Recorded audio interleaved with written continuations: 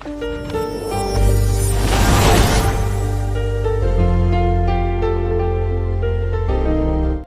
मित्रों, मैं astro vastu researcher हस्तरेखा reader से संजीव। आज हम जानेंगे कि अध्यात्म और धर्म ये दोनों एक दूसरे के पूरक है या नहीं।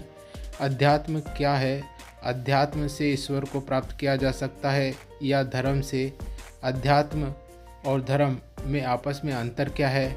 और अध्यात्म के हस्तरेखा वास्तुशास्त्र और ज्योतिष शास्त्र में क्या साइन होते हैं जो यह बताते हैं कि जातक को इनका या इसकी स्पिरिचुअलिटी बहुत अच्छी होने वाली है या उससे उसका लाभ नहीं मिलेगा।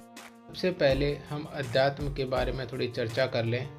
अध्यात्म क्या है? जो जीव इस जगत में आया है उसका एकमात्र उद्देश्य मोक्ष को प्राप्त करना ही है और उसका माध्यम, विधि या रास्ता अध्यात्म है। अध्यात्म और धर्म दोनों बिल्कुल अलग अलग विषय हैं। धर्म के मार्ग पर चल अध्यात्म की ओर अग्रसित हुआ जा सकता है, किंतु अध्यात्म आपको दार्शनिक बना सके, ईश्वर से साक्षात दे सके, किंतु धार्मिक भी बनाए यह बाध्यता या जरूरी नहीं है। अध्यात्म से तात्पर्य अध्यात्म की भाषा में स्वयं का अध्ययन या स्वयं की खोज है। यह यात्रा है अनंत से साक्षात्कार की ओर, अर्थात जगत में आपको प्रदत्त सकल ऊर्जा को एकांकी कर उस परमात्मा प्राप्ति की ओर है, जिसका सूक्ष्म रूप कुंडली जागरण के रूप में प्रस्तुत किया जाता है। अब हम यहाँ धर्म और अध्यात्म के संबंध में इनमें अंतर को देखेंगे। धर्म ईश्वर की खोज या ईश्वर की ओर ले जाता है, अध्यात्म हमें स्वयं की खोज की तरफ ले जाता है। दूसरा, धर्म और अध्यात्म एक दूसरे के विपरीत शब्द हैं।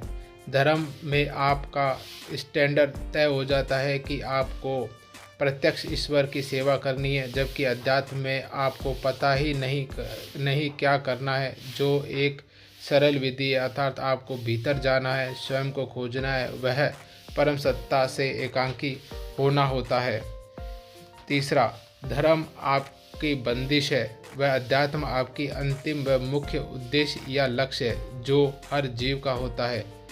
चौथा, अध्यात्म आपको स्वयं के जानने, आत्मा को जानने या परम तत्व से एकांकी होने की विधि या माध्यम है, जबकि धर्म आपके धार्मिक क्षेत्र में अपने इष्ट को जानने का साधन है, माध्यम है। धर्म में मैं हूँ की खोज सर्वोपरि होती है और अध्यात्म में तुम ही हो की खोज सर्वोपरि होती है।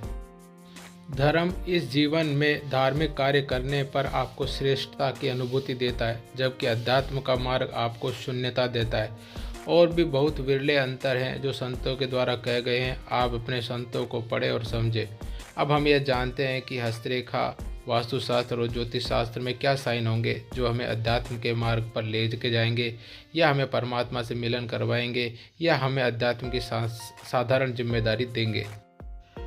अध्यात्म के जो साइन आपको हस्तरेखा में देखने को मिलेंगे, उसमें अध्यात्म के योगों में सूर्य पर्वत से रेखा शनि पर्वत होते हुए बृहस्पति पर्वत तक पहुँचे, या इसके विपरीत बृहस्पति पर्वत से होती हुई रेखा सूर्य पर्वत तक पहुँचे तो जातक को मोक्ष प्राप्त होता है। दूसरा, त्रिवेणी रेखा जो जीवन रेखा के साथ बृहस्पति पर्वत से उठे और पर्वत के मध्य आकर बृहस्पति की ओर मुड़े या शनि पर्वत की ओर झुके तो भी आपको मोक्ष प्राप्त होता है। ज्योतिष शास्त्र में 11th हाउस 11वें घर का जो स्वामी है उसका संबंध केतु से होना चाहिए, और इस केतु का संबंध गुरु या शनि से जुड़े तथा इनका संबंध लग्न, पंचम, अष्टम और 12वें भाव से हो तो जातक को पंचम, दशम, एकादश भाव की दशा अंतरदशा में ज्ञान प्राप्त होता है या मोक्ष प्राप्त होता है। वास्तुशास्त्र में यह इस तरह देखा जाता है कि पूर्व की दिशा में अनिल के पद पर द्वार हो या अनिल का पद उन्नत हो। द्वितीय, उत्तर में वायव्य दिशा की ओर आपके पास बगीचा हो, खुला हो तो आपकी छठी इंद्रिय जागृत हो जाती है। ईशान कोण और नैऋत्य कोण दोनों शुद्ध होने चाहिए और पुष्ट होने चाहिए, जो आपके मोक्ष के कारक बनते हैं। आज हमने जो भी चर्चा करी उसमें हमने ये जाना सिंपल शब्दों में अध्यात्म क्या है और अध्यात्म और धर्म में क्या समानता है या क्या अंतर है। अध्यात्म के योग हमारे हस्तरेखा, वास्तुशास्त्र और ज्योतिष में क्या है।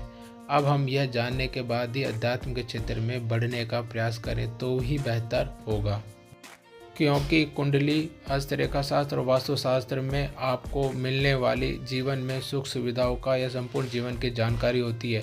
उसी के द्वारा आपका भविष्य तय होता है और आपके जीवन में घटनाएं तय होती हैं। अगर वहाँ पर ये चीज़ें नहीं दी गई हैं तो इसका मतलब आपको जिस उद्देश्य से भेजा गया है वही उद्देश्य आपका मुख्य होना चाहिए।